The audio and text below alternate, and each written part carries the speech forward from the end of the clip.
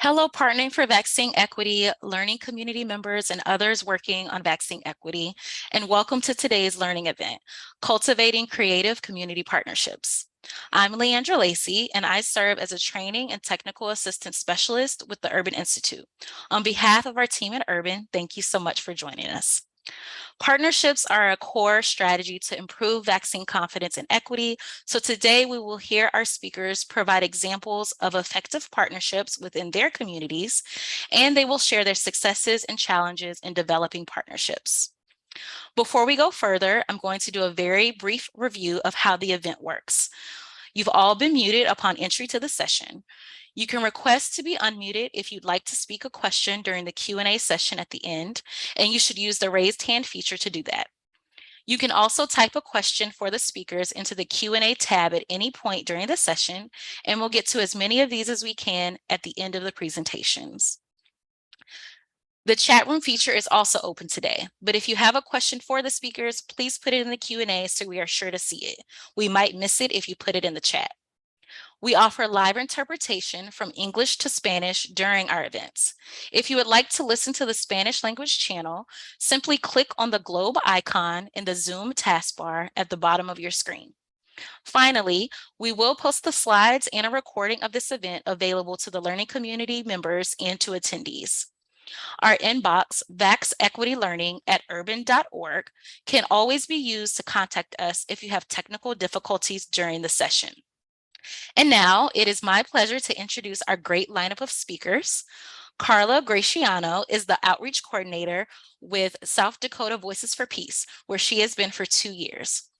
Also an outreach coordinator with South Dakota Voices for Peace, we have Salia Ali.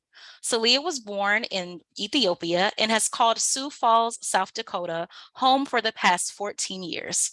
She has studied government and Spanish and is interested in working to eliminate health disparities by working with underserved populations to address social determinants of health. After Carla and Salia, we will hear from Troy and Rashad Staten with More Than a Shop. Troy is a community leader who encompasses the generational complexity and diversity of the people who make the Southwest Partnership community such a thriving area within the city of Baltimore. As a master barber with 40 years of experience, he has mastered his craft and has utilized his talents to stretch beyond his ability to make someone feel better about themselves after getting up from his barber chair, but he also provides support to help others achieve their dreams. Rashad is a proud native of Baltimore, Maryland, who has studied political science and is dedicated to service. He is the founder of Catalyst of Change Enterprise, LLC, a consultant company working to advance youth and community development and engagement. Rashad is a public servant who provides strategic planning and development spaces and opportunities for youth and young adults through an asset and strength-based lens. So special thanks to our speakers for being with us today. I'll pass it over to Carla and Salia now.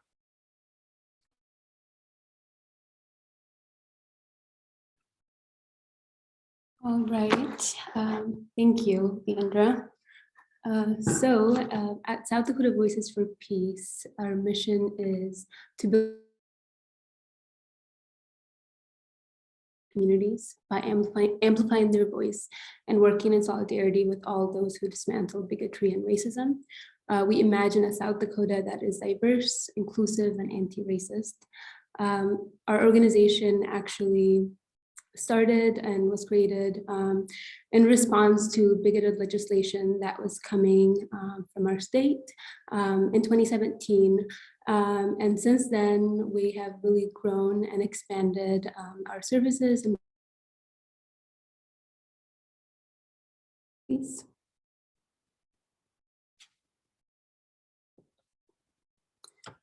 So one of the services we provide is free immigration legal services for undocumented survivors of violence and children who are in immigration court. We also do advocacy, civic engagement, and education. Right now we're working on health equity initiatives, Medicaid expansion, and we have a CHW program. And all of this is thanks to the work that we've been doing with vaccine outreach. Our partners have really seen the work that we've been doing and how we have really pioneered community outreach and community engagement in South Dakota. We also have Chords of Courage for youth leaders and for faith leaders, upstander trainings, social media advocacy, and rapid response. So for COVID-19, our work was groundbreaking at this time because we were the first organization to provide information about COVID and local issues when there was really a lot of gaps in communication for our multilingual communities. We also launched an emergency relief fund for immigrants. At this time in South Dakota, there was just a lack of information for our multilingual communities. And there was information about CARES funding going around. And we had one of our meat processing plants have an outbreak. And so with having a large number of our immigrants working there, we really fill the gaps in having multilingual education and providing this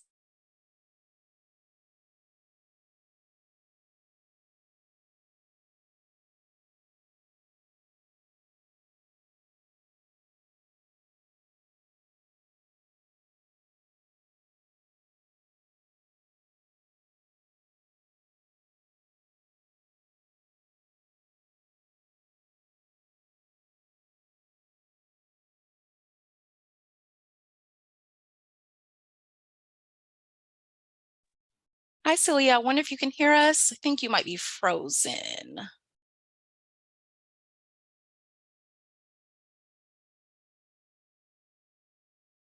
see.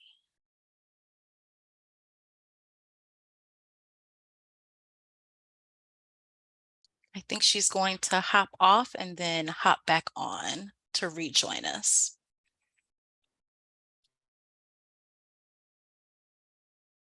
Thanks for your patience, everyone.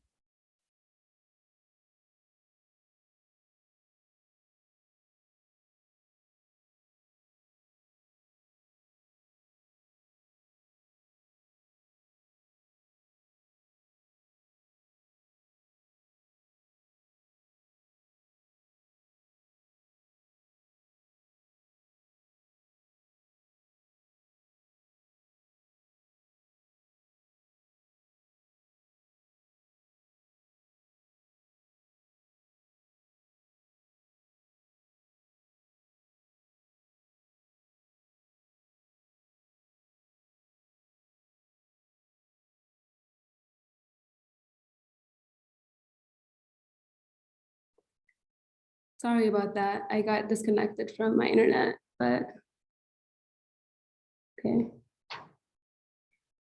All right. So we were able to work to change our state law to make our driver's license available in Spanish. Next slide, please. So some overview of South Dakota, because I feel like we're kind of just up here in the middle of nowhere, and there's, I think, limited information about just the geography of the state. But our population is about 800,000, with 80.7% of the population being white. We have a growing immigrant population, mainly from Central America, so Guatemala and Mexico, and our top refugee populations are from our Bhutanese, Burmese, Congolese, and Eritrean refugees. And our largest minority group is our indigenous population, the Oceti-Sakowin. So South Dakota, while we have a growing immigrant population here in our state, is an English-only state, which means that there is no infrastructure for language access needs of our growing multilingual population, especially in a pandemic. And so with being one of the first organizations to provide multilingual education, we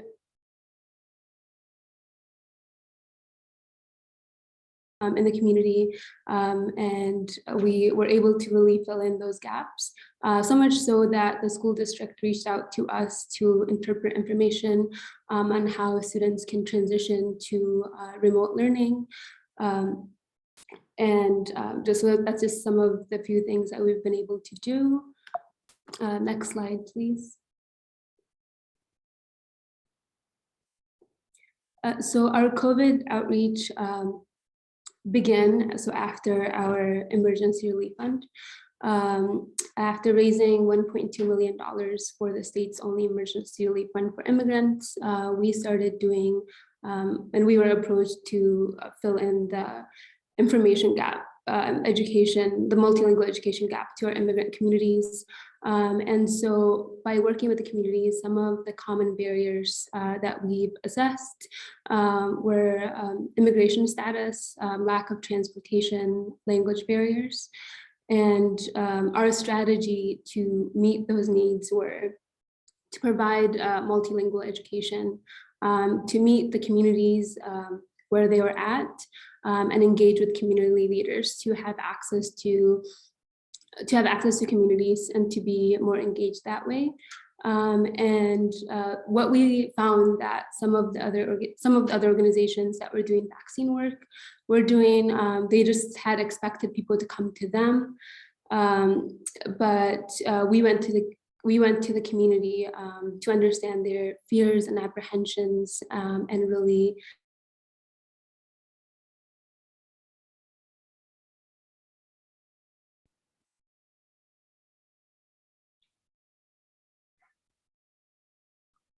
And so part of doing our work to establish relationships. And so that was with our community leaders, religious leaders, immigrant business owners, and healthcare providers. Increase vaccine confidence, and eventually host on-site pop-up clinics to ensure vaccine access to our immigrant and refugee population. Next slide, please. And so South Dakota Urban Indian Health was a great partner to us throughout our work. So their mission is to provide total quality care for Native American people and the economically disadvantaged residing in urban areas of South Dakota. So this partnership was created because the South Dakota Department of Health was not hosting pop-up clinics at this time. We reached out to them to provide multilingual education and assist with hosting pop-ups, but they were unresponsive to us. So our partnership with South Dakota Urban Indian Health facilitated the organization of pop-up clinics in our mall parking lot that served both immigrant and indigenous populations residing in urban areas.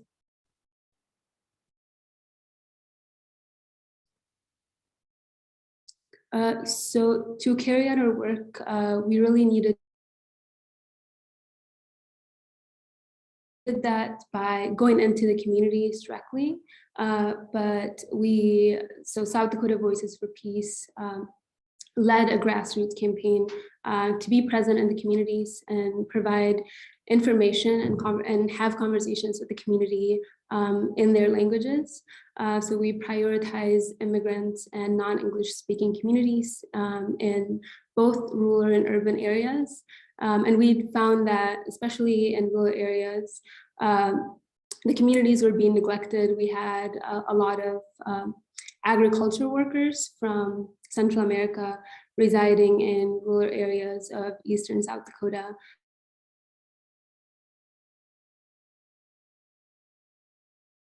Different education like that. So we were able to fill in those gaps and partner with different organizations like the Glade,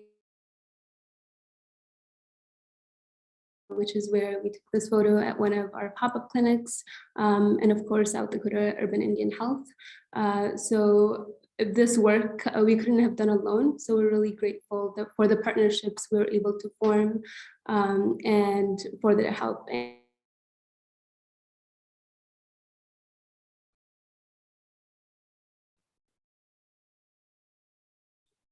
So along the way, we learned many lessons, and as we continue working in the community and working to bridge gaps and working to further health equity in our community, we realized that in-person engagement is much more effective in building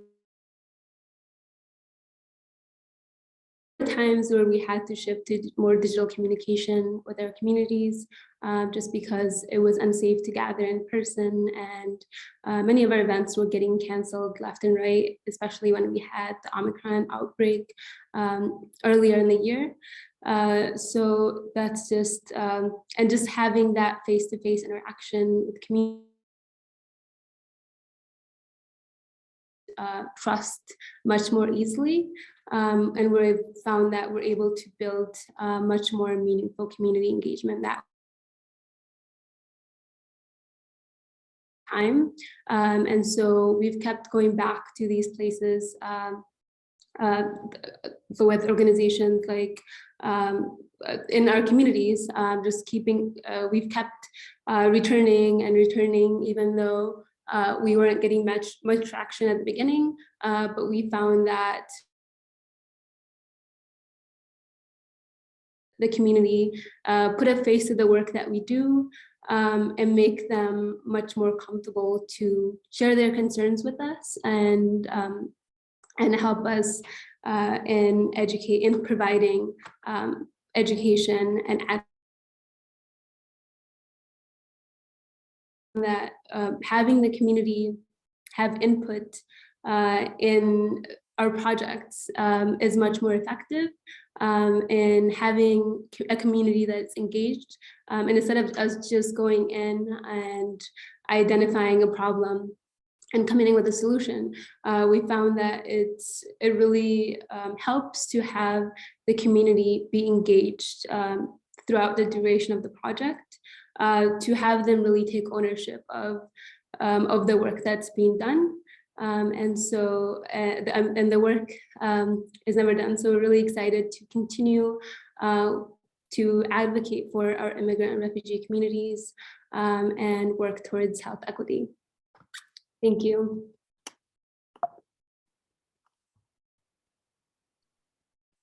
Awesome. Thank you so much, Celia. I'll remind everyone that you can submit questions for our presenters today in the Q&A feature at the bottom of your Zoom screen, and we'll address your questions at the end of the webinar.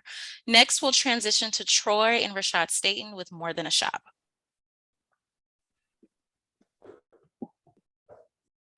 Peace and good blessings, everyone. My name is Rashad Staten, co-founder along with my dad, Troy Staten, business partner and best friend.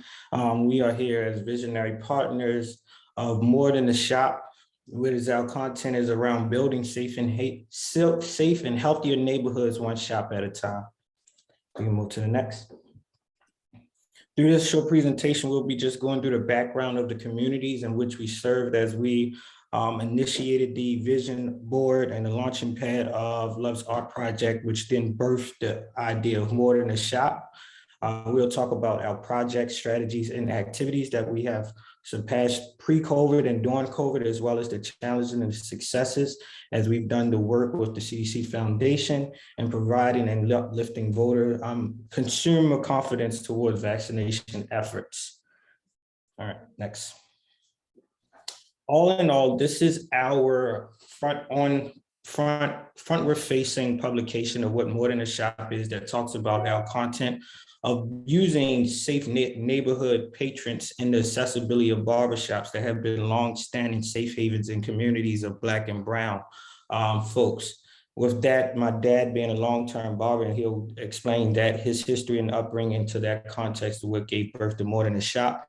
But our whole aim is to use these trusted access points and safe havens within the communities of Black and Brown populations to be a resource and a provider to community residents that are in need of resources, needs, supports, and efforts and opportunities most to address the social barriers, conflicts, and indicators that impedes our trajectory of living and thriving, and often forces us to be in a space of surviving.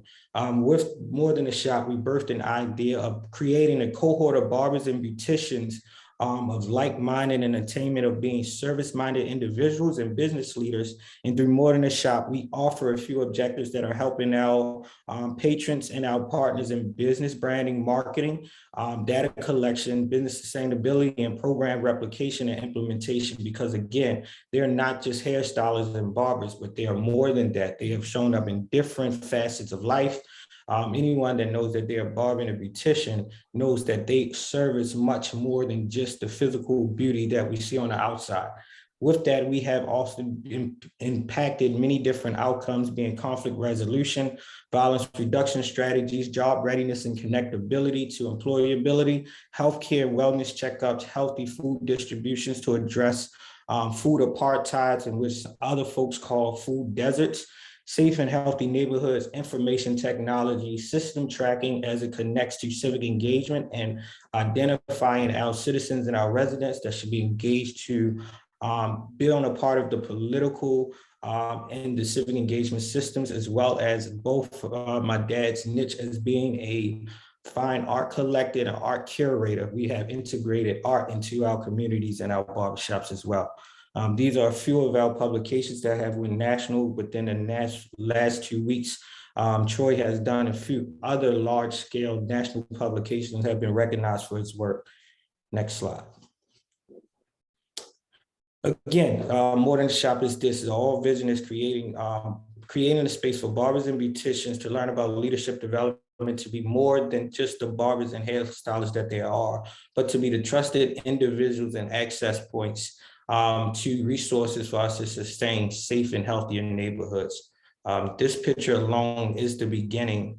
Our first initial meeting that dates back pre-COVID, when we brought a lot of different stakeholders, partners, business leaders, philanthropies, and others together in one singular room, telling them about this idea, which is now in full implementation and good standing. Next. This is our theory of change model that you all are seeing. This is our roadmap to social impact. Through these tiers, you see that we are the center point to the work. Being the trusted individuals, having the access to the residents. We know that in Baltimore, we are wealthy in resources. We are wealthy in the existence of nonprofit organizations, but the often issue that impedes our trajectory of success and healthy living is the accessibility to the resources. But within any location across Baltimore City, there's one common space or brick and mortar, and that's a barbershop. By us being these trusted, safe haven, longstanding businesses, we connect to the organizations that are connected to the resources that connect to the community. The community is the larger part of our theory of change. So starting with community and being more focused in on how the barbers themselves are the interconnected entities, we've been able to provide much of what we offer. Healthcare screenings, chronic violence reduction, literacy and education, much of job employability, and healthy healing and mindfulness for our communities, the resources, organization, partners, business leaders, and all. As my father, Troy, always says, when you go into a barbershop and a hair salon, there's no big I and no little T's. We are all showing up in who we are in that real time. So we use those that bring the humility to provide the services to those that are in need and those that are inquiring for that to get through the day and to live a healthy life. Next. I'll step back and I'll let Troy speak on the communities in which he birthed the idea. So with the background on community. So as Rashad said, I'm a lifetime barber. I've been cutting hair since I was 13 years old in Southwest Baltimore. From that, I've been barbering for like the last 40 years. So with that being said, I understand the needs of the communities and demographics. So in the particular area that I'm in Southwest Baltimore, this is 21223, there's a high crime, trauma response, a 48% high school completion, outside of homicide and homicide, the number 1, 2, and 3 causes of death is high blood pressure, diabetes, and chronic heart disease. And those stem from lack of exercise, dietary needs, and information. Also, being in the middle of Baltimore, we're surrounded by hospitals, but there's so much negative stigma that takes place with the hospitals going to people Black and brown color, as well as of such a so low social economical impact. But there's barbershops and beauty salons that's there where we are trusted individuals. With me being a barber, and I understand that, I partnered with Kaiser Permanente to bring forth healthcare screenings. In 2015, we ran a pilot with my shop. We did 117 screenings within the first pilot year. From there, we replicated that and expanded with my network with more than a shop to 5 other salons with a total of 6.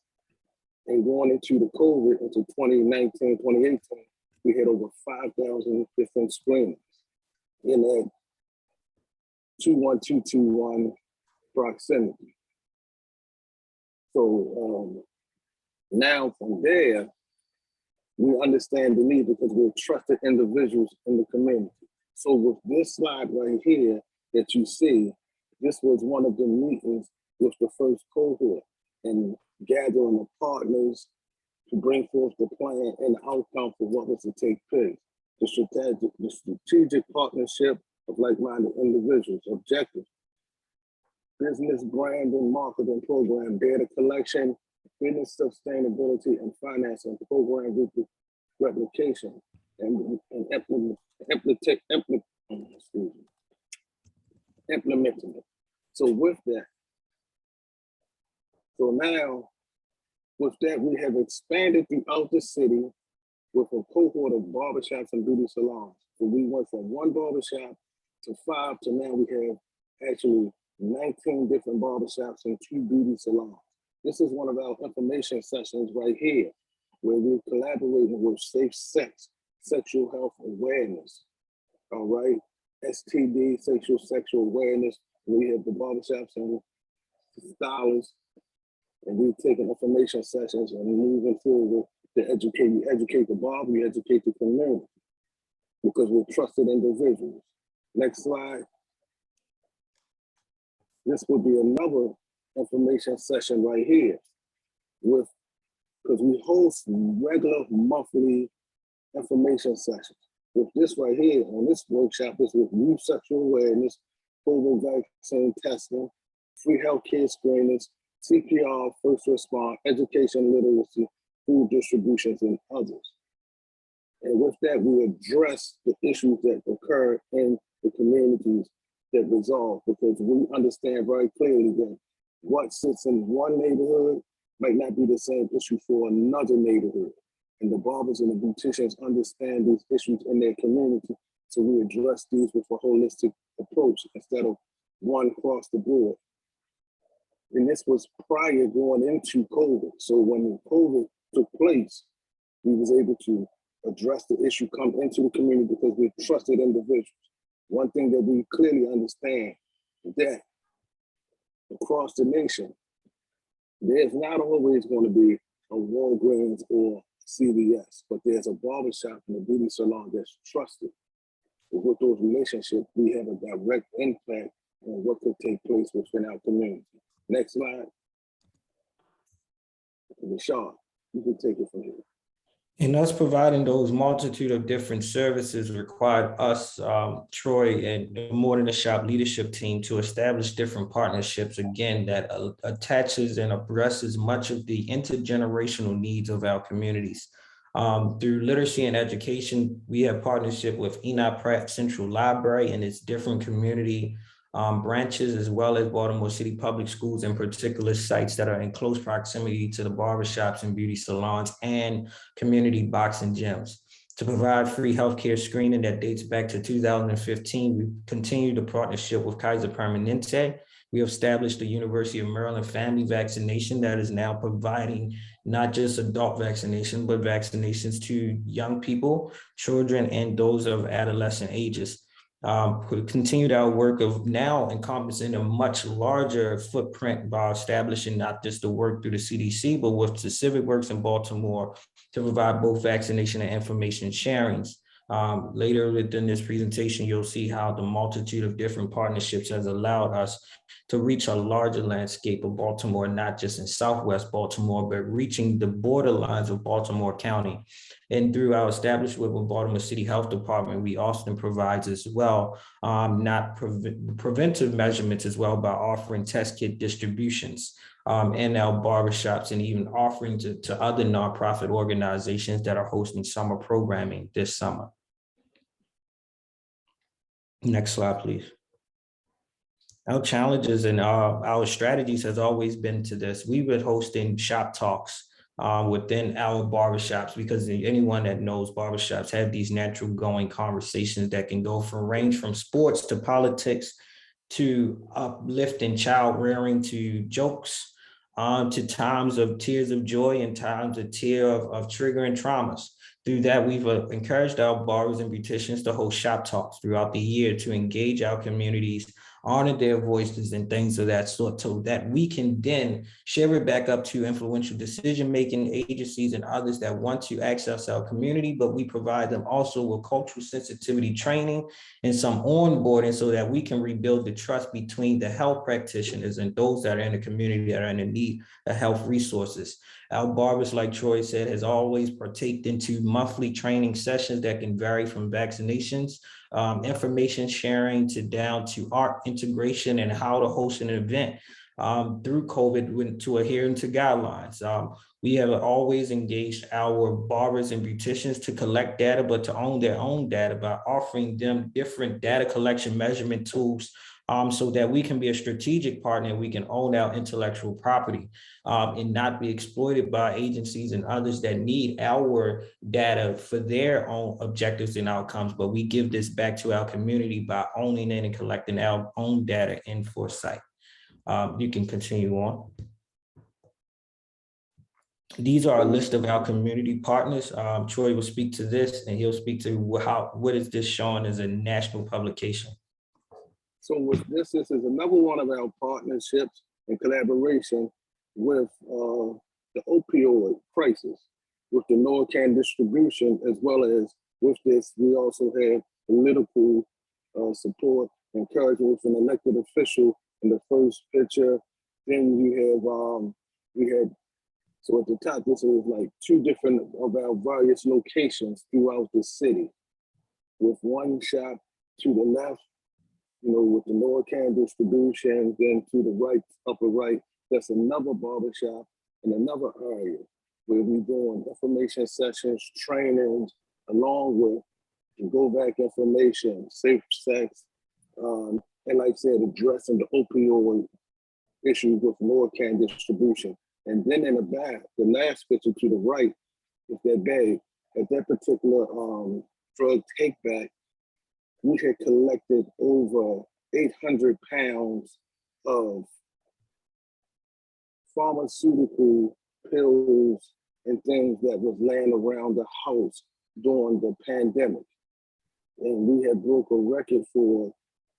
set a record for the state of Maryland and the National Drug Take Back through our effort through community engagement, other community partners, through barbershops and beauty salons, the same for what we have been doing with the Go Back campaign and others, directly impacting the community through trusted relationships in trusted spaces. Next slide. So with this is more than a shop vaccination clinic right here, where as you see, with a joint collaboration with Baltimore City Health Department and Total Health, where you can see we have a young man right here who's actually being vaccinated at one of our pop-up locations in collaboration. So you see he's having the shot into him, as well as he's receiving his card through the trusted relationship that we have. Next slide. This is some of our promotional material at another location. COVID-19 vaccine clinic, vanity salon, equity, as reached through with another collaborating partner. And all of these are taking places in various different locations throughout the city and the outskirts of Baltimore County. Next slide. Rochelle, you can take it. We can take time to just show this one if you want, while we can speak over it. This was this is Baltimore City's, led actually by the mayor office of Baltimore City, in which Troy was featured as one of the community leaders to be featured in this Baltimore vaccine public service announcement. This video or commercial itself, 2 minutes long, was shared on the entire East Coast and made its premiere during Super Bowl and All-Star Weekend, which reached over 500,000 or so folks, in which it actually allowed us to scale up our work and our visibility in the midst of a deep shutdown and restrictive, even more stricter guidelines so as well. So outside of providing these intangible and in-person ones, we also reached and encouraged peers alike by allowing Troy to be one of the most visible spokespersons and representatives, encouraging communities to be build confidence around COVID vaccination, or at least information sharing. This video here, I don't know if we want to watch it or not, but we may not have the time, but this here is the director of Baltimore City Health Department, which Troy also acknowledging inside, showing his supportive leadership at one of our partnering barbershops. Again, even as we do many events and publications and platforms, we are not just hosting it at the shop in which he's housed, we're hosting it at our other shops as well. Next video, next. Yeah, this is another picture of another gentleman, and I believe in the same day in which we showed that there has been a continuous uptick in voter and resident confidence in receiving their vaccinations. Just to note, I know that sometimes we even got these men permission to actually use and show these videos at it, because again, their access point has been the people that they've known for the majority of their lives as being barbers or beauticians. So we just wanted to share these as well as acknowledgement to our community. And You can go next slide. We did have their written consent. We can go to the next one. Trusted relationship.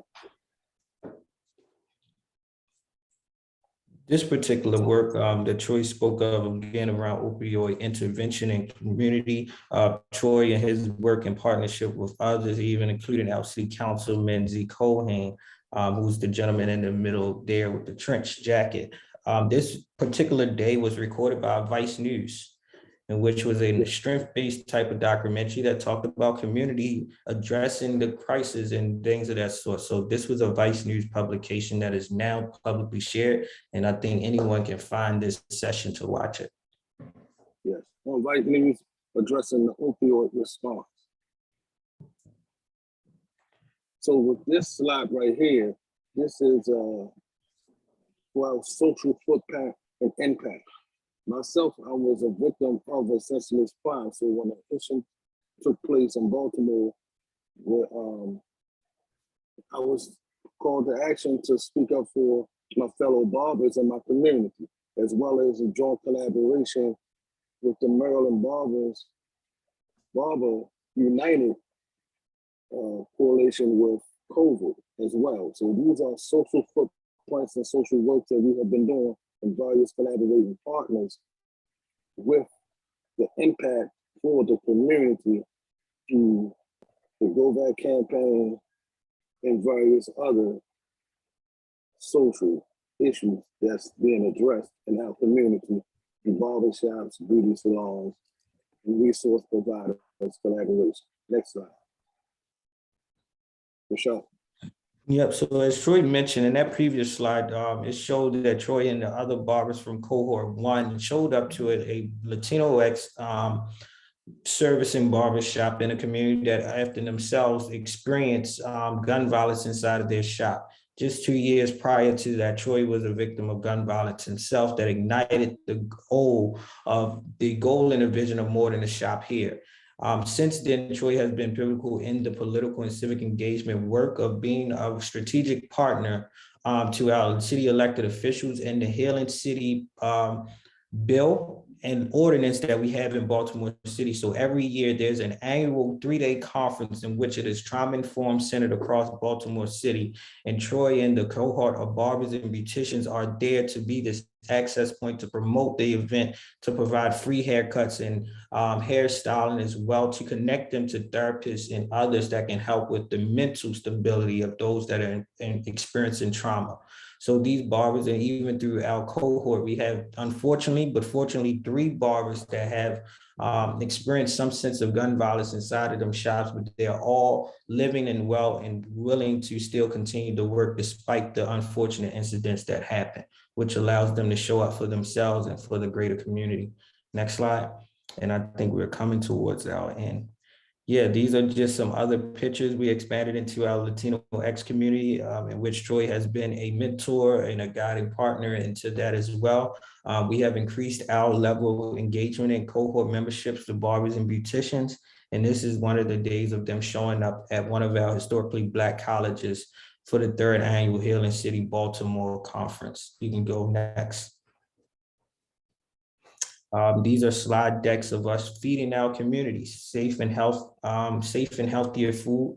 Pantries, again, we all know that the word in the jargon is food deserts, but we see it as a food apartheid because it's a systemic thing. And what Troy has often understood is that we have urban farmings and we have other places that give out food, but because they don't have the connectivity to the communities, much of that food will be given or thrown away and discarded. So what we have done is establish partnerships that they bring it to the barbershops and the beauty salons, because it's the barbers and the beauticians that know the people that are experiencing some level of hungerness. And we are able to then give it to them so that anything that is not retrieved those days does not go to waste.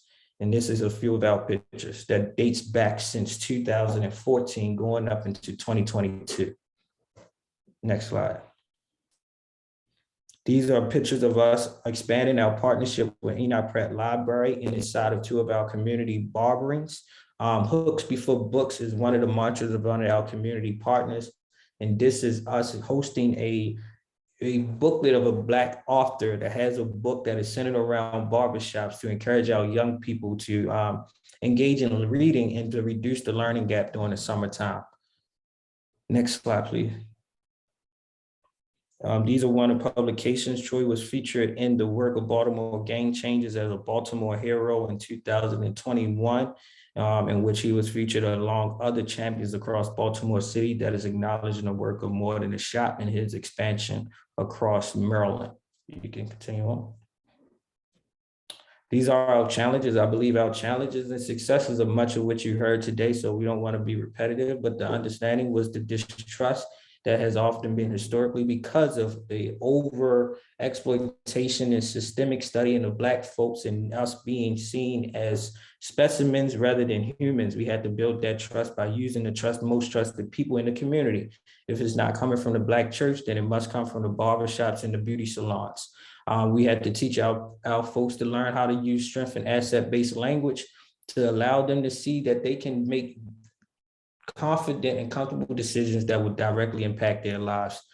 Since the beginning, we have done amazing. We have superseded any expectations that we have. We did not expect to go viral during Super Bowl. We did not expect to get over 220 vaccinations in some of the hardest reaching communities. We did not expect to distribute 680 laptops during a global pandemic with an agency outside of Baltimore City public school districts. The work has continued to grow. We have went from 1 to 5 to 19 partners. We have went from 19 cohorts and members of our cohort, and we have grown from 1 partner, and when Troy was solely with Kaiser Permanente, to 9 other partners and still growing. So the work is continuous. This was a work that will continue to work, and as we still have to deal with things that get or become an impediment to us thriving, we'll continue to do the work of More Than a Shop. Next slide. This is our information. Feel free to blow him up as he is Facebook famous and everything else. We appreciate this time and this space to to highlight our work, and thank you for extending the opportunity for us to speak on this. And I personally want to thank my dad for being a visionary and something that he shared with me at 16 years old that I am now a partner in with him to see it manifest itself 16 years later. Amazing. Thank Thank you so much for, oh, Troy, did you want to say something? Sorry. No, I want to say thank you for having us and giving us opportunity to do what we do in our community. Thank Well, you. thank you both for sharing your work. Thank you so much to our colleagues in the South Dakota Voices for Peace as well, talking about how you have these amazing community partnerships that really span the spectrum of health. So now we'll move into our Q&A portion. Feel free to submit your questions using the Q&A button at the bottom of your screen. I don't see any questions yet, but I do have a couple queued up for all of our great presenters today.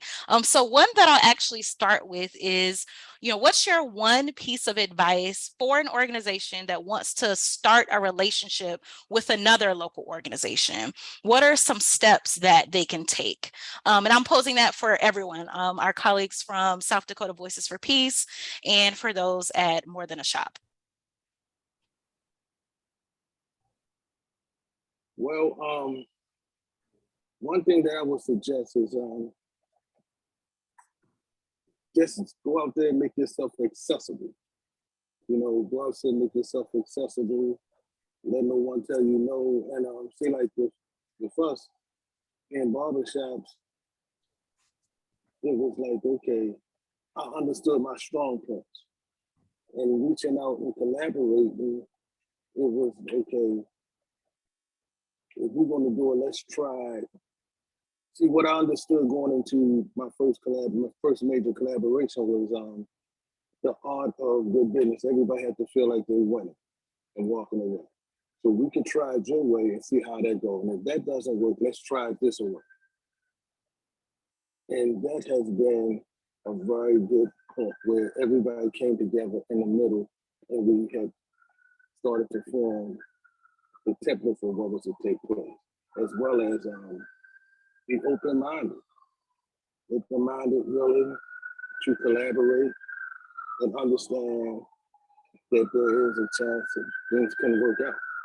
But let's make ourselves accessible for these collaborating partners.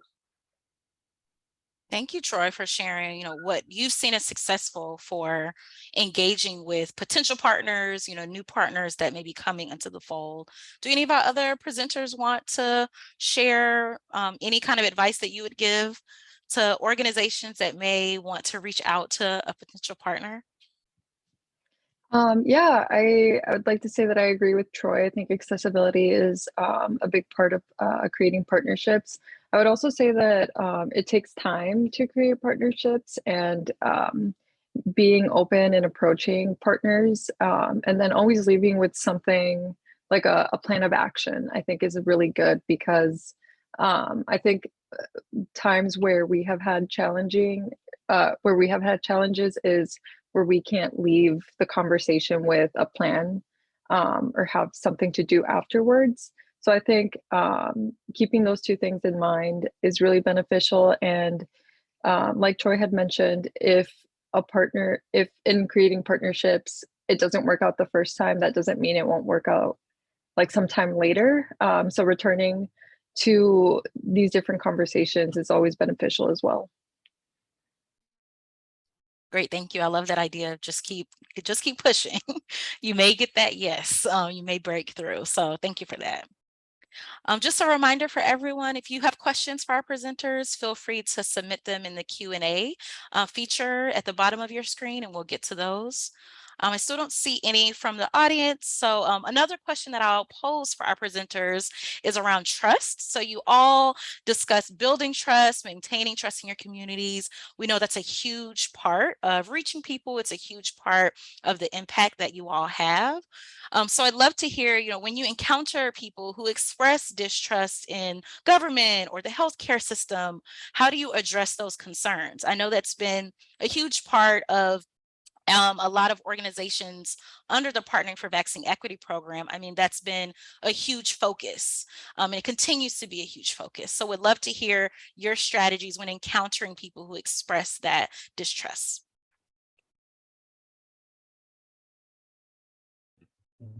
I'll take a note at it. One is the level that trust that naturally is brought on is few community staples throughout history that has always been grounded in trust of some level of respectability. The Black church, barbershops, and beauty salons. So one, we always had that leverage, right? Everyone shows up, everyone has to wait in line unless they have an appointment. No one can be too overly confident or somebody next to you is going to humble you, right? So that level of trust comes in community that's grounded in that culture. When it comes to the relationships and the connectivity to health, agencies, institutions, that level of trust is taken back to those leaders that have been propelled to be in leadership roles. One, you got to be willing to be truthful in the spaces before we get into the community. Troy and myself have courageous conversations with doctors, physicians, and any big time leader in these different stakeholder groups that, hey, you got to show up with some level of cultural sensitivity. One, you have to admit the fault of the organization, understand the historical implications of it, and understand why, although you may have these resources, they don't see a value in it at all. And it has nothing to do with you, but to do with the institutions that you're representing. So when we get at COVID information or any types of things of that sort, we ask for the autonomy to change the language. We ask for the autonomy that we see representation of what the folks of the community looks like. We wanted to change the verbiage. There's no reason to have high level verbiage that you've exceeded with letters before and after your name and no one can understand it because that's not a part of their everyday level of communication. So even a simple idea of the language we use, the representation, the color, the times that we're hosting these forums or these programs is all building trust. And the other part that we're building to our partners in itself is building trust, is teaching them how to protect their business and their intellectual property. If you are that access point to someone that is actually getting paid 9 to 5 and they're getting paid to send us an email, they're getting paid to talk to us every day. How do we make sure they're getting paid to offer these opportunities and connections to the community? Because without that, we're continuously being exploited and no one is gaining benefits besides those that are already coming to the table with some level of leverage. That has allowed us to keep some level of respectability amongst all partners. And one is we do this out of passion and a heart. So passion and heart is felt through trustworthiness, and that you can't question that one and one. So that's just who we are. But we have learned to navigate both of those different balances and spectrum of personnel, partnerships, and business. I love that. Thank you so much, Rashad. And love how trust is really a main thread that's woven into More Than a Shop, and all of the initiatives that you have is so important. Carla, did you have anything to add there? Oh, Troy, I see you off mute as well. Go ahead, Well, Troy, and then I can. To follow up what Rashad was saying with that trust, coming into these communities with building these trusts with these partnerships, consistency. You cannot come into a community, a city, or state, or wherever, and then you want a one and done. When I say one and done, you want to come here for 30 days, 60 days. No, we need consistency to build relationships with trusted individuals. You know, so like, if you want to be here, let's be here consistent. And what about after we have met that time frame? Are you still going to be consistent in other work in these communities? Because everyone here is a trusted partner. So after we have done the tangible part on our end, where does our work continue to stand after we have met our itinerary goals? The consistency. Great. Thank you so much. That's a great point. Being consistent, making sure that your community members know that you're going to be present is really a great approach. Carla, you had something to add as well, and then we'll wrap up. Yeah, well, in terms of trust, I think knowing your audience is really important. So it does depend on who you're developing trust with. For us here in South Dakota, because we have such a small and growing population of immigrant, refugee, and Muslims, we really focus on the aspect of trust, and part of that has to do with consistency and reliability. So we're also a very small organization, which means that we really do have to develop trust in the communities that we're going to be serving. And oftentimes that leads to other things that expands the work and the scope of the things that we're doing. So Troy and Rashad had mentioned their work that they've been doing with the vaccine, which has led to addressing issues like food security and employment. And oftentimes working on one specific issue leads to other things that we have to work on addressing, which I think is really helpful in developing trust, because we know then what the problems are, that it's not just one problem, that it's a whole issue, a whole complexity of issues.